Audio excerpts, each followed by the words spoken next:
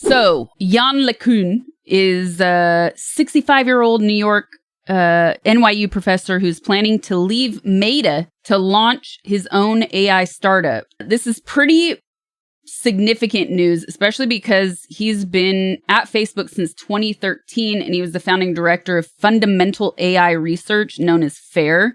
But he does remain a Silver Professor at NYU, where he's taught since 2003. He's best known for developing convolutional neural networks in the late 80s, specifically the Linnet architecture that successfully recognized handwritten digits and revolutionized computer vision. So he is departing now, and just recently in June, Meta invested $14.3 billion in data labeling firm Scale AI and brought on 28-year-old CEO Alexander Wang to lead a new division called Meta Superintelligence Labs. So it's interesting because we've talked about this over the past few months, that Zuckerberg has been struggling to attempt to poach engineers and experts from different companies because he is struggling to keep up in this AI rat race and compete with companies like OpenAI, right? Like ChatGPT, owned by Google. Okay, so I think this is the interesting part, because as much as Meta, Facebook, Zuckerberg, as much as they are trying to win in this rat race and as much money they're investing, LeCun actually said that the company's large language models will be useful, but never able to completely replicate human reasoning. And I think that's an interesting take, especially for a guy that's departing. He says he's been working on a new generation of AI systems that will be able to learn about the physical world through videos and spatial data instead of just language. But he has cautioned that it could take a full decade to fully develop these models. So I'm thinking that here's this guy. I mean, he's 65. He's been in the game for a long time. I think what's happening here is he's still trying to keep his slice of the pie. He is going to find a niche within this ecosystem to try and, like I said, have his slice of the pie and carry on outside of what he already has done with Meta.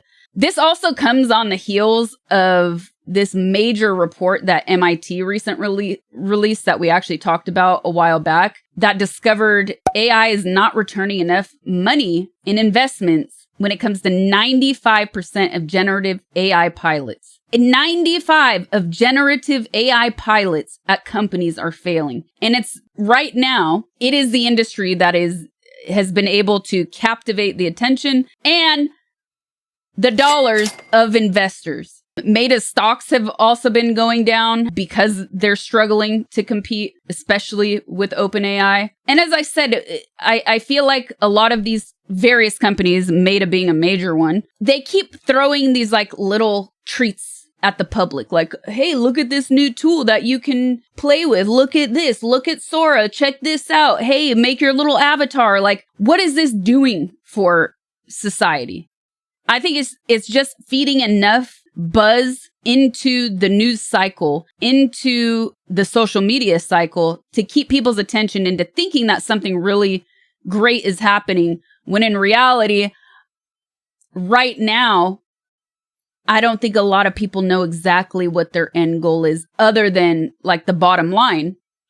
And that can be scary. And I had mentioned also a week or two ago when we first saw that MIT article or the MIT report, because I had jokingly, but also seriously mentioned that in the near future, I'm sure our government will have to bail out these AI/tech giants, right? The amount of people that have already lost jobs to AI is not good for the economy either. It's not good for society. YouTube, as we also talked about, is straight up deleting people's channels because they're allowing AI software to make those decisions without human oversight, right? So in a way, there's this like, oopsie, we did this wrong, but oopsie, we're just seeing how much we can get away with and continue to train our systems in the process. There's a lot of messy situations happening right now, even so much so that not Meta, but OpenAI went into crisis PR mode on Thursday, according to the CNN article, They said they made a very public misstatement. Two top execs furiously backtracked from an earlier comment that suggested OpenAI might need government support to cover the $1.4 trillion in chips and data center infrastructure it's committed to buying. OpenAI's CFO Sarah Fryer said last Wednesday that the U.S. government should backstop the company's aggressive investments in AI infrastructure. The backstop, the guarantee that allows the financing to happen, that can really drop the cost of financing, but also increase the loan-to value. So the amount of debt that you can take on top of an equity portion, she said at a Wall Street Journal event. In other words, a federal government backstop for the debt AI companies take on to make chip investments. She quickly walked back these comments, clarifying in a LinkedIn post that the government needed to play their part in combination with the private sector to contribute to America's AI growth, but OpenAI was not seeking a government backstop for our infrastructure commitments. But oopsie, it's too late. You already said it and the writing is on the wall. Just as I said it when we saw that MIT article, it's quite obvious what's happening right now. There is too much money being burned and invested that this bubble is more than likely going to pop. And who is going to be responsible? Us plebs. Us freaking plebs. So now here's the next prediction. They're going to blanket this. They're going to blanket this. They're going to turn this into like an America First story because that's great PR. And they're going to say it's important for America to have its independence from Chinese companies and be a leader in this technology. And they're going to use that, and they're going to use national security as a way to freaking wiggle their way into getting support, to getting help, to getting monetary help that human beings need. And human beings need, especially right now, in a government shutdown when people are not able to get their SNAP benefits. It's just so beyond frustrating, man. It's so frustrating. So it's November 11th. Let's see what happens in the coming months. I'm actually thinking about continuing. You know, we talk about AI a lot. I've done a few videos on YouTube about it. And I think I want to make this a regular segment because it's fascinating. It's also infuriating. And it just feels like a gut punch to our society, really. Then that brings me to like the fun, cutesy, distracting stuff. We had the R&B AI artist that was released. We had an AI actress that was announced. AI artist, it's not an artist. It's a machine generated system. That's all it is to me. Is it rage bait? Yes, it's working.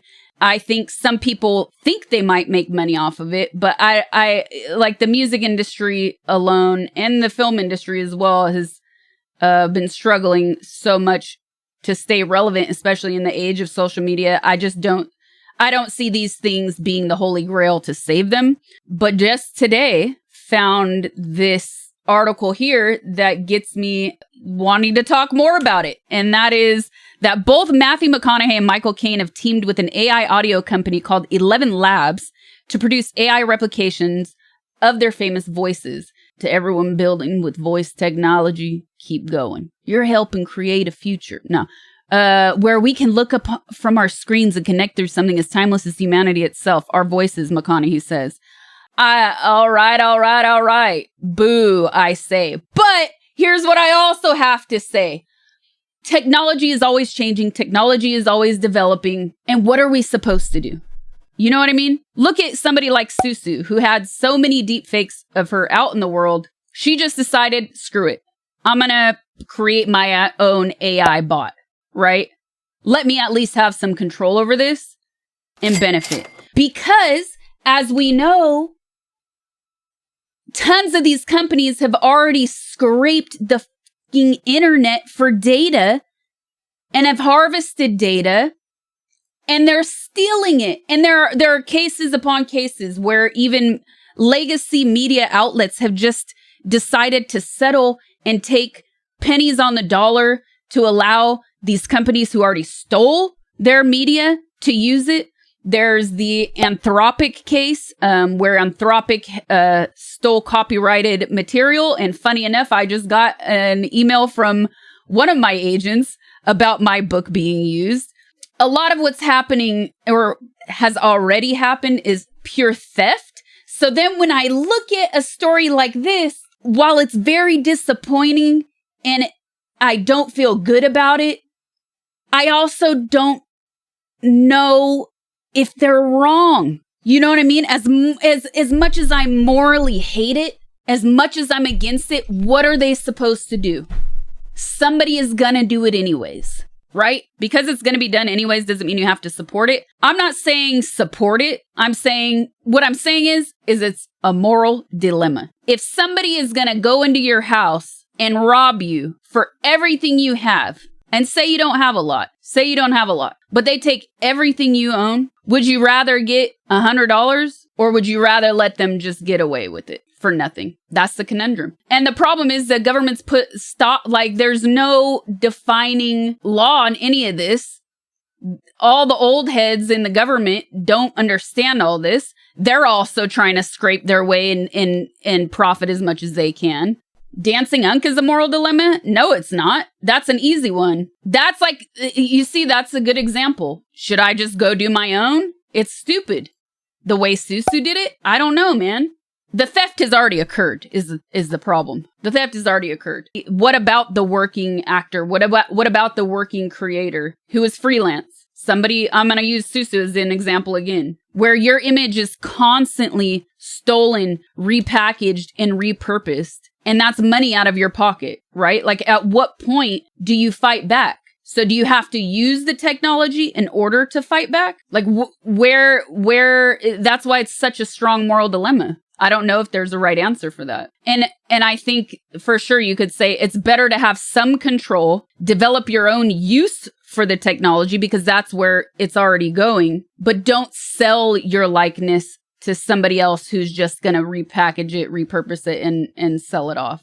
The grandfather of AI said there are so few possible jobs that AI can't replace. The only way to get it back is to destroy the data centers. You have a link for that? You can use your public platform to pressure the government to create regulation. There are already a lot of people, but do you think this government cares? I'm laughing because it's sad, but do you think they really care? No, they're also looking for ways to maximize profit. Like right now, truly, the AI LLMs are the least of our concerns at the moment. But there are so many reasons that go beyond just these few conversations that that it's in their interest to not regulate it because they're also using and abusing tools for profit. And we know that. That's all for today. On this topic. It's ever evolving. Definitely a huge moral dilemma. We have to and we must adapt with the changes and times, and we must keep ourselves educated with these changes. That doesn't mean you're not fighting against them. Where and how can we adapt to this technology, and how do we stay on the right side of history in using it? This gets me worked up. I don't know if you could tell.